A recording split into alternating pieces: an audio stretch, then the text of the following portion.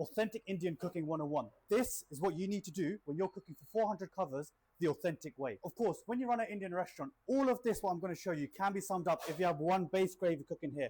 But at Covent Garden, that's not our style. I always talk about bulky style, and this is what I mean. Huge bulkies of things just cooking away when you prep and get ready for the evening. We are in the prep kitchen at Para, which is of course the lower floor kitchen. It will go up for cooking up there. But you can see I've got meat cooking away before it gets spiced. I've got rice cooking in this big container. I've got some eggs. I don't know what for, but we'll leave that because we don't use egg in our dish. Maybe for the aloo chop. The staff curry, which also goes out to customers. And then you got all of this cooked curry that is let to cool before it goes out.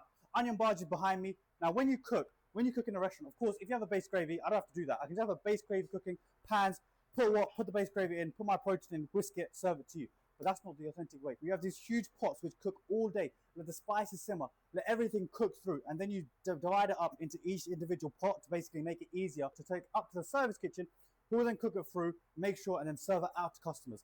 It keeps it authentic. It lets the spices simmer all day so they become incredibly juicy, incredibly flavorful. The meat becomes incredibly tender. And of course, when you cook it, it's exactly how you would cook at home. Because at home, we don't use a base gravy. Now, that has its own perks, but the way you do this is different. And the other thing is this. Huge kitchen behind me, so much apparatus, but I can only cook one lamb dish, which is the lamb rogan, which is the negative of bulk style cooking.